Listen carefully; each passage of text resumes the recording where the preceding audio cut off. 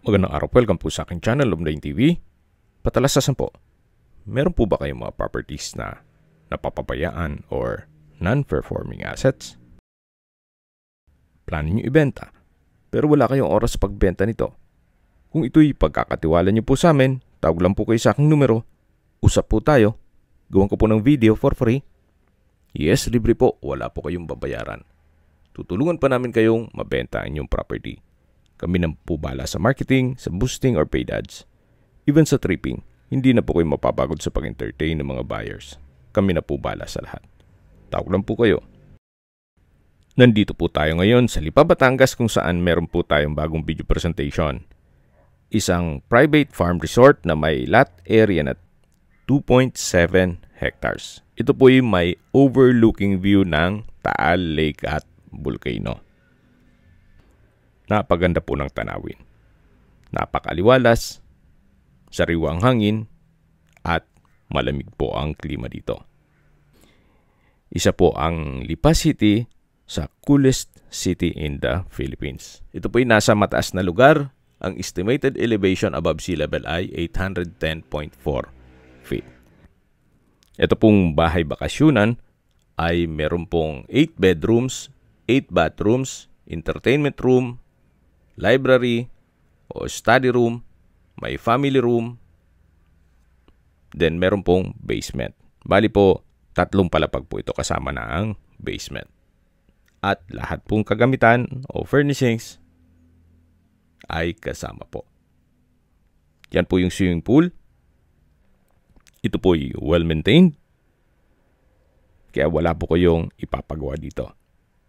Kung sakaling ma-acquire itong property, pwede niya pong lipatan kaagad. At tungkol naman po sa dokumento, ito po'y titulado, buhay po ang may-ari, kaya wala po kayong maging problema sa documentation o sa transfer ng title. Yan po yung hagdan papunta sa ground floor at katabi lang yan yung hagdan papunta sa basement. Dito naman po ay may pathway. Mapapansin nyo po itong mga halaman ay maayos ang pagka-maintain hanggang sa dulo. Then meron din pong African talisay dito at dito naman po yung kabana.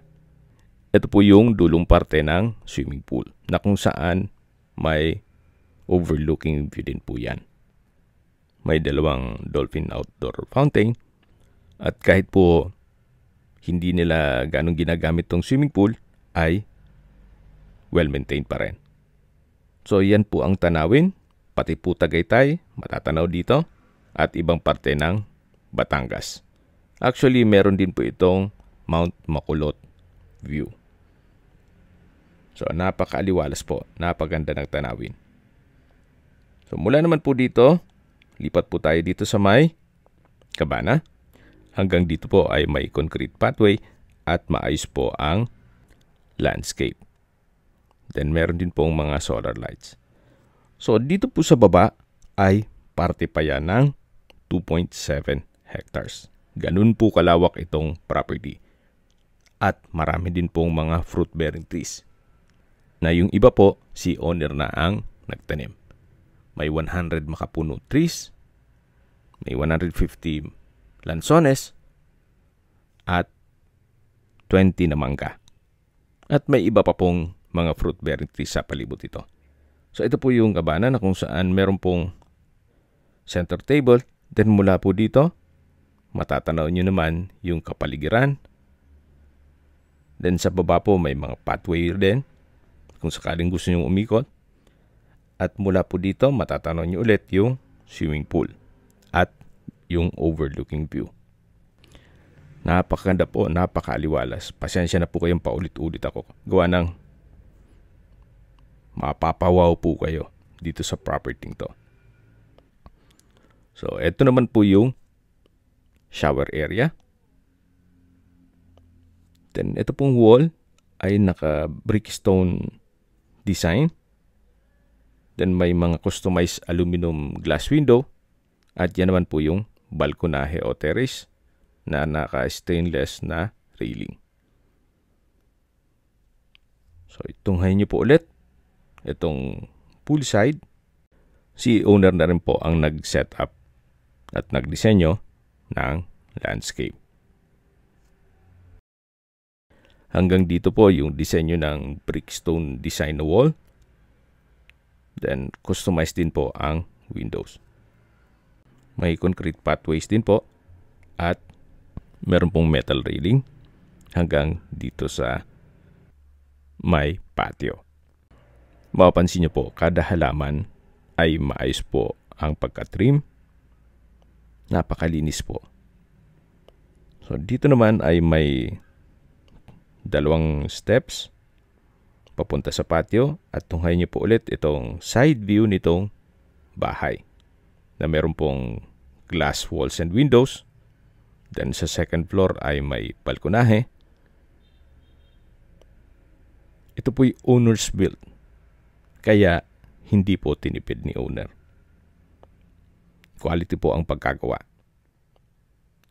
Okay, po tayo dito. Then, dito naman po ay may concrete pathways. Yan yung papunta sa kitchen part ng bahay. At dito po muna tayo sa patio. Dito po ay may shade na kung saan may tables and chairs. Pwede kayong mag-breakfast dyan. Then, dito naman ay meron pong pugon.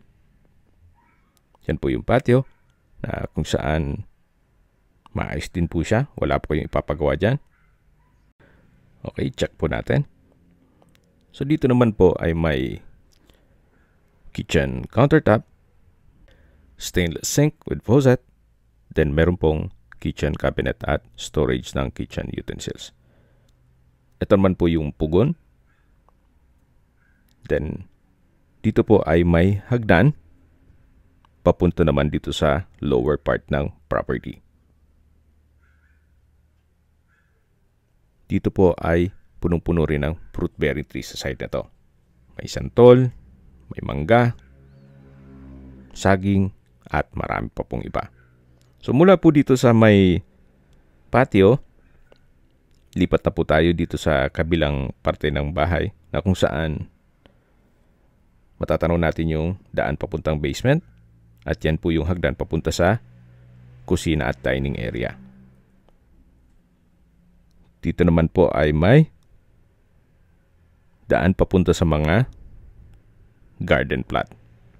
Kung gusto nyo magtanim ng mga gulay o kahit anong halaman, nakaset up na po yan. So, pagkagising nyo sa umaga, pwede kayong umikot dito para ma-check nyo yung inyong mga tanim. Exercise na rin po. Yung umikot kayo dito at sa buong bahay o dito sa paligid, makailang steps kayo, malaking bagay na rin po yan. Kaysa po yung nakaupo lang kayo. So, meron pong kalachuchi mula dito hanggang sa dulo. Then, meron din pong trellis dun sa gitna na pwede nyo pong lagyan ng mga halaman din hanggang dito po. Hindi na po natin may ikutan lahat ng 2.7 hectares at magna 9 minutes na tong video, hindi pa rin tayo makapasok sa bahay. So, hanggang dito po muna tayo. Siguro upon tripping, pwede naman nating ikutan niya lahat. At akyat po tayo dito sa steel na stairs na kung saan yan po ulit yung patio, then yung shade, sa dulo yung swimming pool, at ito naman po yung tunghay nyo po ulit itong side view nitong bahay bago natin i-check yung facade. Then yung driveway. Ito pong handrail at railing ay stainless. Kaya hindi po talaga nila tinipid. So ito po yung facade na kung saan meron pong mga glass windows. Then may balkonahe. Then brickstone design. Itong wall. Meron pong wall lamp. At may ornamental plants. So, dito naman po yung driveway. At yun naman ang main gate. Bali po dalawa ang gate nito. meron pong another gate dun sa lower side nitong property. May palm tree, then mga ornamental plants, at dito naman po ay may playground, at yan pong metal frame ay tent po yan. Tinanggal lang yung trapal. Pag may okasyon po silang magpamilya, yan po ang ginagamit nila. So dito po sa side na to, napaganda po kung sakaling meron pong mga okasyon o garden wedding. Then ito po yung pathway na meron pong mga solar lamps, mga ornamental plants. So meron pong bridge dito na naka stainless handrail and railing papunta sa kabana. Yan po yung kabana. Then matatanong natin yung perimeter fence. At dito naman po yung mga water fountain. Sa ngayon wala po siyang tubig, pero working naman po yan. Mula po dyan hanggang dito sa kabilang side. So yan po yung tinutukoy ko na tent kung may mga okasyon. Then hanggang dito po yung water fountain. Sa likod po nitong perimeter fence ay barangay road na po yan. Yan po, tunghayin nyo po. Mula po dito sa kabana, ito po ang magiging view. Then, bababa na po tayo para check natin yung ibang parte nitong property. So, ito po yung driveway. At yan po yung main gate na may pedestrian gate. Sa laki po nitong property, umabot na po tayo ng 12 minutes and 25 seconds bago mai-present ko sa inyo itong bahay. Pero may nakaligtaan pa po ako. Mayroon pa pong kabilang side to. Bago tayo pumasok dun sa main door, pakita ko muna sa inyo dito sa kabilang side ng bahay na kung saan meron din pong ilang steps ng hagdan. Ito po yung tinutukoy ko na pagkagising nyo, pwede po kayo mag-walking dito. May mga concrete pathways naman yan. Paikot po ditong property. Simple walking exercise lang po. Hanggang sa dulo po yan. At ito naman po yung kabilang side ng bahay. Sa baba po may access papuntang basement. Dito po sa side ng playground ay natural stone po itong riprap. So dito po tayo bumaba kanina at aakyat tayo. At dito sigurado na po akong dito na tayo sa loob ng bahay. So yan po ulit yung pasad, yan ang driveway. At sa wakas, dito na po tayo sa main door. After 13 minutes and 53 seconds. So welcome po dito sa bahay ni Sir kung saan ito po yung living area. Yan yung open below. At mayroon pong chandelier. May split type aircon. Artificial fireplace. So Paskong Pasko pa po dito.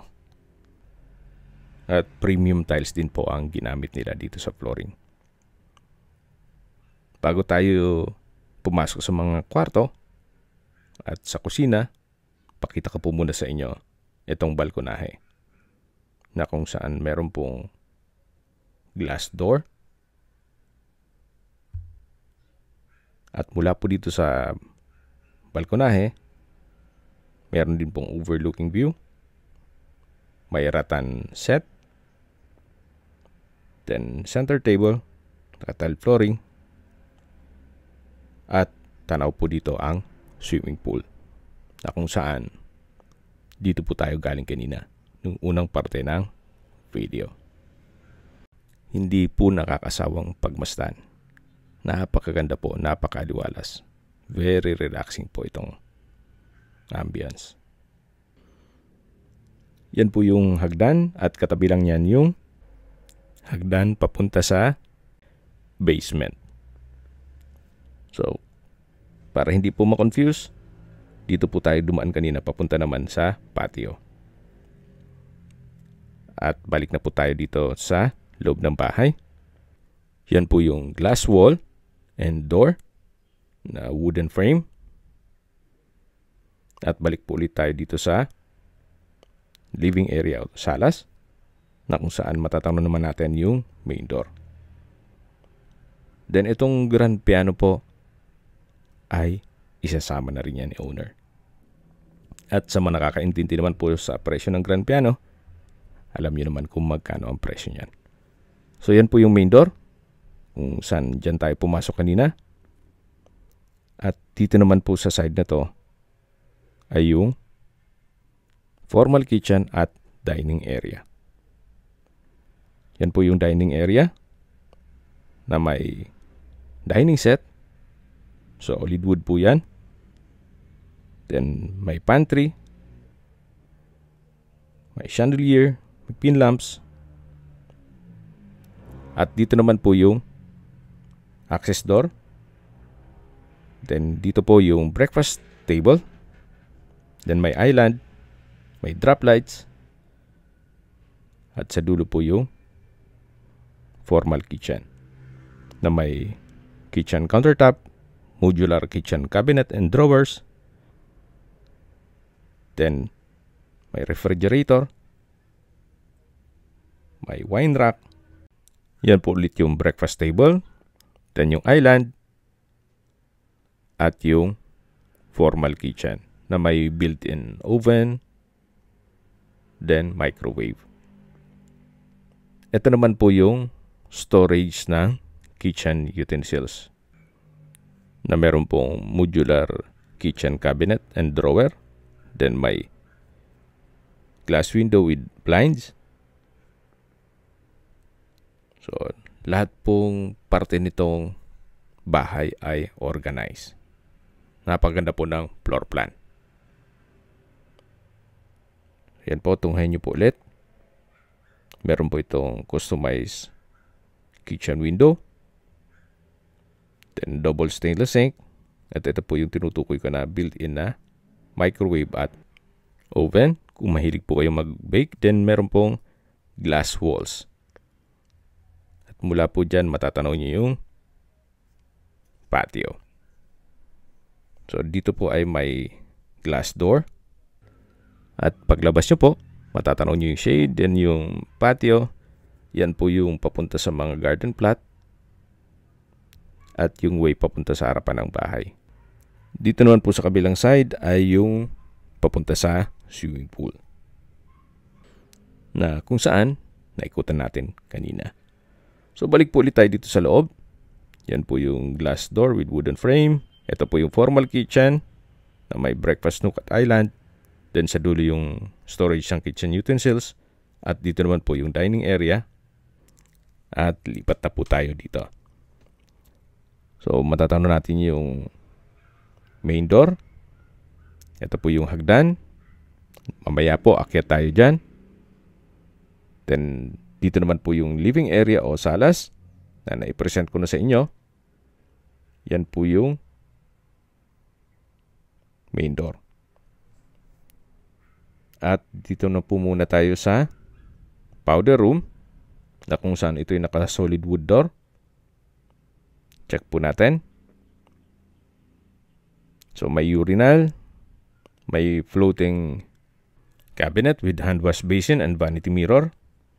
May water closet with bidet, naka-tile bathroom wall, may exhaust fan, then bathroom window with blinds, at malaki naman po ang espasyo niyan. So, dito naman po sa kabilang side ay pwede nyo pong gawing office. Sa dulo po ay may access door na papunta yan dun sa kabilang side ng bahay. Yung kabilang side na tinutukoy ko na pwede po kayo mag-walking na may pathway. So, mayroon pong display table and drawer. At labas na po tayo. Yan po ulit yung living area. Katabi lang po nitong office ay yung entertainment room o music room. Naka-solid wood door din po ito. Then, kung gusto mag-video, okay, pwede po kayo dito. Naka-set up na po yan. Then, meron din pong split type aircon. Glass window with blinds. Sofa set with center table. Then, meron na rin pong TV at amplifier. Sa dulo po ay may console table. So, ito po yung music room or entertainment room. At yan po yung office. Labas po ulit tayo dito. Ito po yung powder room.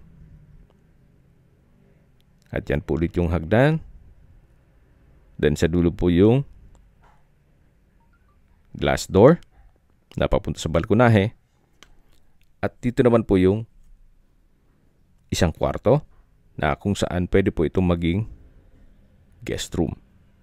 Or kung sakali man po na meron kayong PWD or senior citizen sa pamilya, itong kwarto na to ang para sa kanila. May dalawang bed frame and mattress, customized glass windows. Meron na rin po itong split type aircon. May lampshade. Then napakalaki po ng espasyo nito. Meron din po itong sariling toilet and bath na kung saan may walk-in closet. Then vanity mirror. At check po natin itong banyo. Maayos naman po ang toilet fixtures. May hand wash basin, stainless towel holder, water closet with bidet, shower enclosure, vanity mirror, bathroom cabinet and drawer, at ito'y naka-tile bathroom wall. Ito pong shower enclosure ay may overhead shower,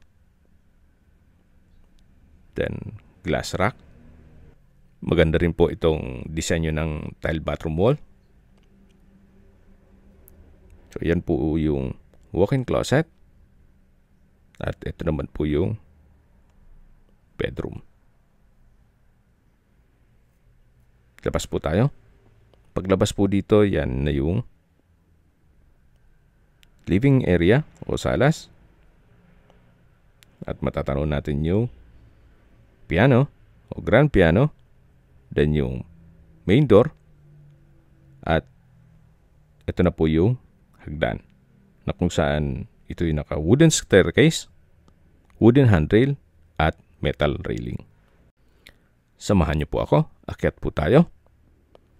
So pagdating naman po dito sa taas, ang unang i-check po natin ay yung family room na naka-glass walls and door na wooden frame, the same design dun sa baba.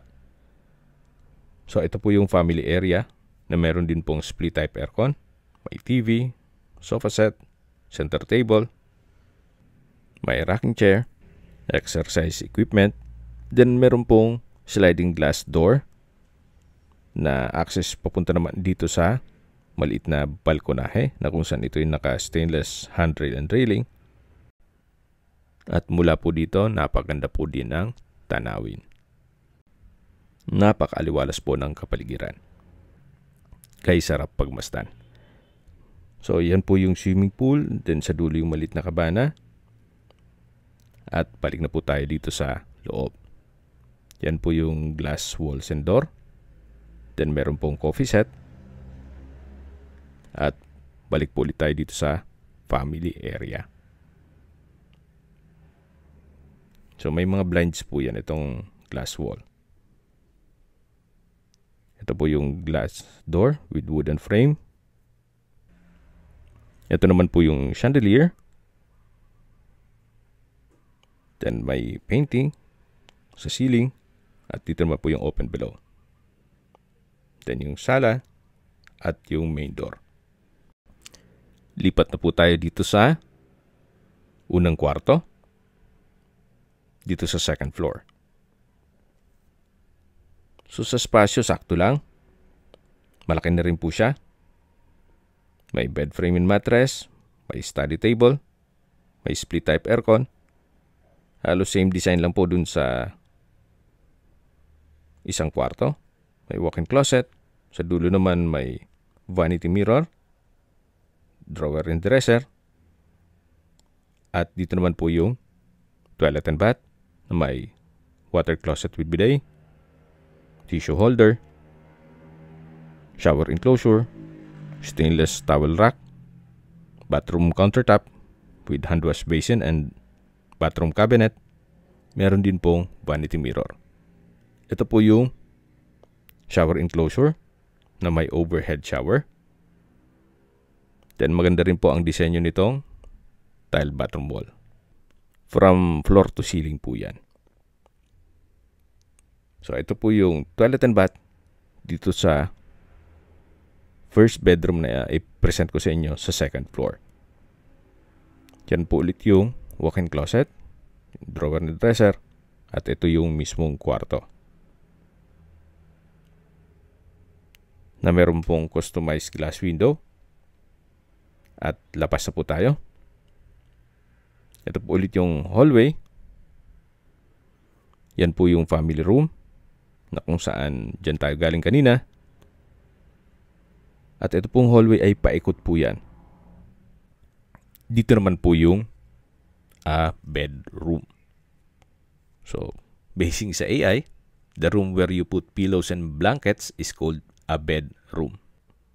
So, dito po nilalagay nila yung extra blankets and pillows. Yan po yung a bedroom. Well, correct me if I'm wrong. Pasensya na. So, proceed po tayo dito sa kabilang kwarto na kung saan ito'y naka solid wood door. At sa spasyo, malaki din po. May center lamp, may bed frame and mattress, may wooden rack and drawer, then may sariling toilet and bath, then walk-in closet. Then sa dulo may drawer and dresser at vanity mirror. Ito po yung toilet and bath. Halos same design lang po ang mga bathroom door. May water closet with bidet, tile bathroom wall, may bathroom countertop with hand wash basin, then bathroom cabinet. Meron din po itong shower enclosure with overhead shower. Then from floor to ceiling din po ang tile bathroom wall. May stainless towel rack din po. Labas na po tayo dito sa banyo. Yan yung walk-in closet at ito yung mismong kwarto. Paglabas po natin, yan ulit yung hallway at sa dulo yung kwarto na naipresent ko. Katabi lang po nun yung family room.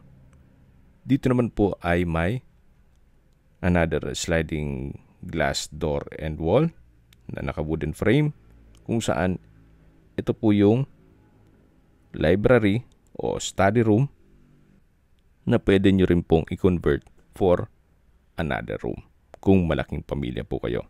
Meron din pong split type aircon, then 2-seater sofa set with center table, then may mga wooden rack at may access dito sa balkonahe. Ito po yung harapan ng bahay.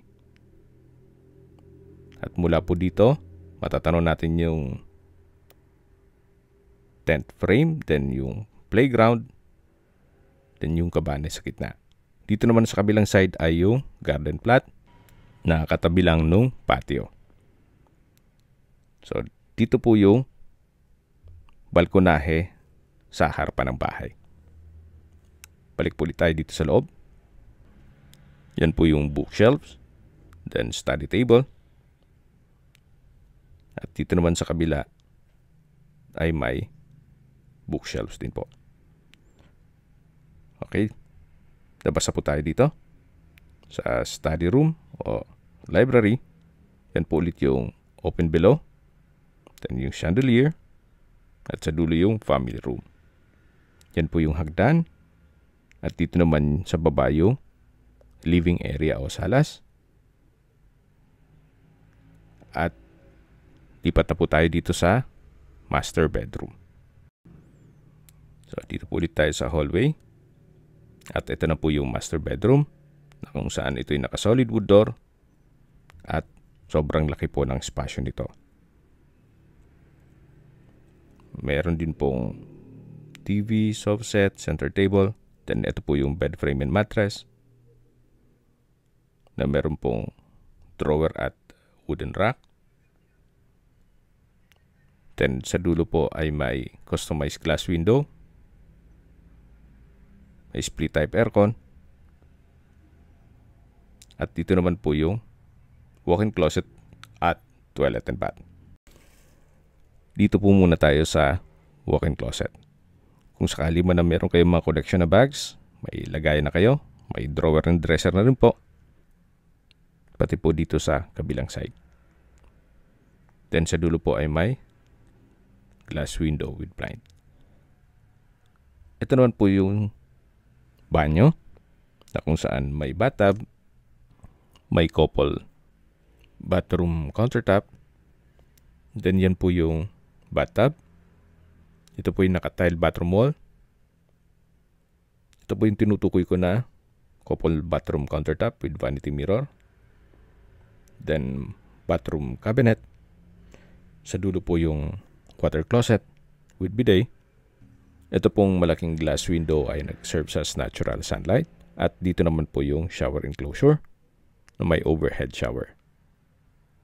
From floor to ceiling din po ang tile bathroom wall. So ito po yung toilet and bath dito sa master bedroom. May drop lights din po. Tunghayan niyo po ulit itong master bedroom bago natin i-check yung maliit na balkonahe. So ito po yung tinutukoy ko na maliit na balkonahe o terrace na kung saan mula po dito matatanaw yung patio, yung garden plot, yung mga pathways, then yung shade. May overlooking view din po dito ng Taal Lake and Volcano. Then ito pong glass wall and door ay naka-wooden frame din po. Parehas nung disenyo nung mga sliding glass door dun sa family area, library, at balkonahe sa baba. So, yan po yung mga kwarto dito sa second floor. At bababa na po tayo para check natin yung basement. So, yan po yung chandelier. Ito yung living area na may artificial fireplace. Then, ito pong hagdan ay naka-wooden staircase and handrail. Yan po yung main door. Nakatabi lang yung powder room. At sa dulo naman yung office at yung entertainment room o music room. Dito po ulit tayo sa driveway. Matatanaw natin yung main gate. Yan po yung tent kung may okasyon.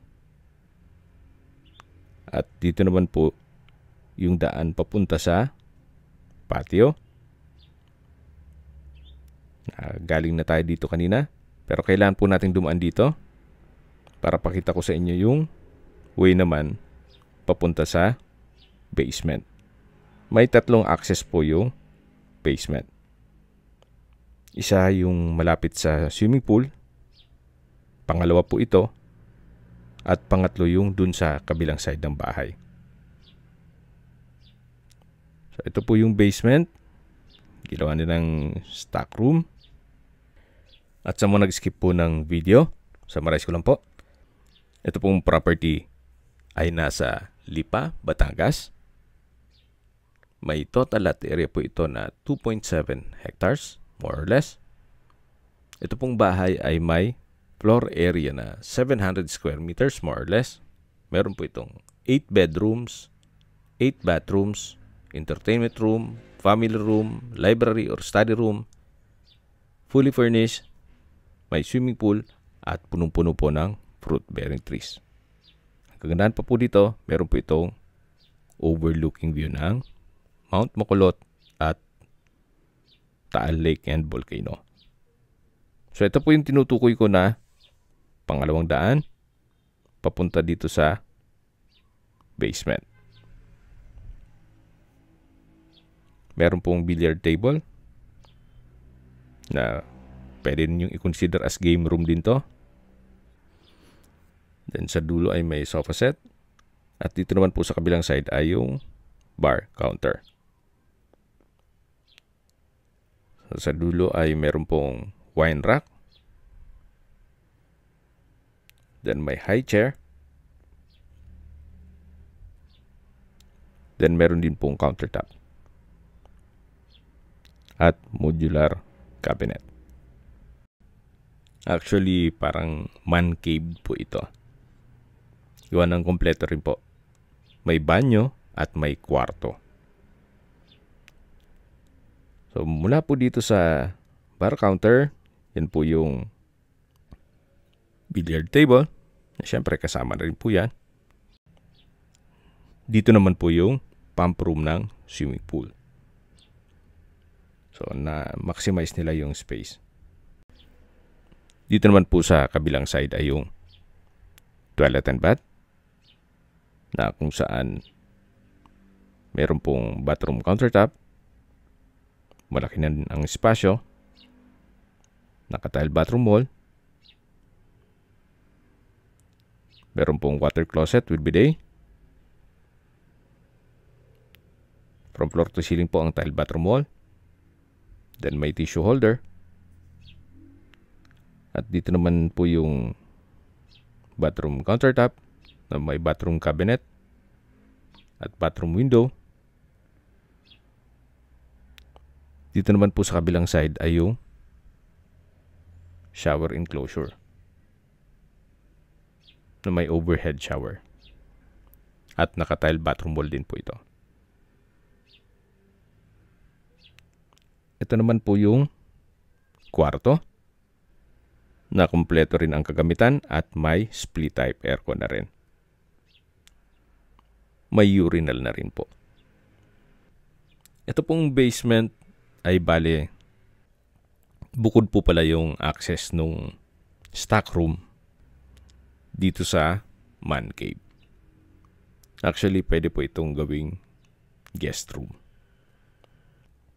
Ito po yung mismong pintuan ng kwarto na pinasok natin kanina. Meron lang din pong access. Yung banyo, parang pwedeng gawing common toilet and bath. At pwede rin gawing na banyo para dito sa kwarto. Okay, labas na po tayo dito. Then dito naman po sa kabilang side ay yung maid's room. Check po natin. Na meron din po itong sariling toilet and bath. May glass window with security grill. At dito naman yung banyo. Na maayos din po ang toilet fixtures. May hand wash basin, water closet with bidet, at shower. So, yan po yung toilet and bath ng maid's room. At dito naman po ay may access. Ito yung tinutukoy ko kanina na kabilang side nung bahay. Yan po. Then ito naman, pag diniretso nyo ito, yan yung stock room na malapit sa patio. So dyan po tayo galing kanina. Itong mga pathway na yan. Okay, sa distance, location at travel time portion na po tayo. Mula po sa Provincial Highway, ang distance is 2 kilometers at ang travel time is 5 minutes.